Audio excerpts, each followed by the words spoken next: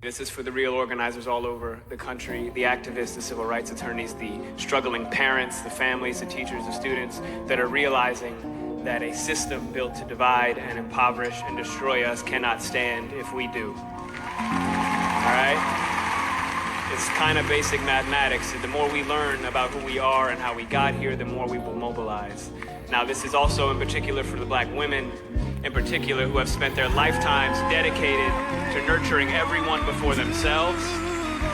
We can and will do better for you. Now, what we've been doing is looking at the data, and we know that police somehow manage to de-escalate, disarm, and not kill white people every day. So what's going to happen is we are going to have equal rights and justice in our own country, or we will restructure their function and ours.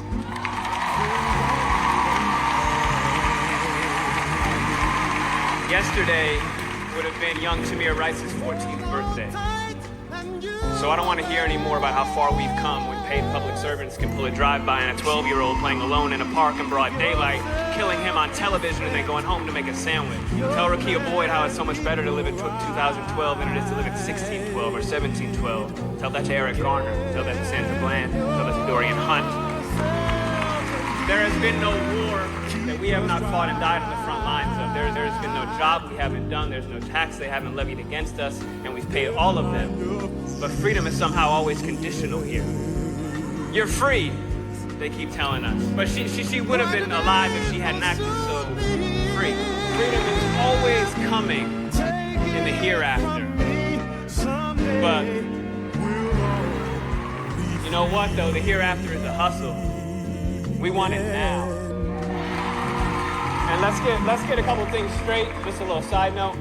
The burden of the brutalized is not to comfort the bystander. That's not our job. All right, stop with all that. If you have a critique for the resistance, for our resistance, then you better have an established record of critique of our oppression. If you have no interest in equal rights for black people, then do not make suggestions to those who do. Sit down.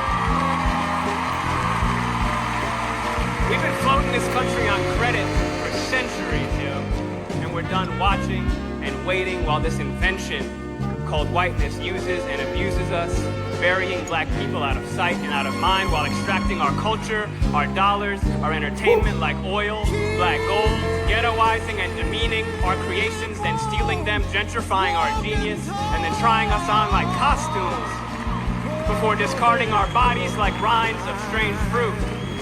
The thing is that just because we're magic doesn't mean we're not real.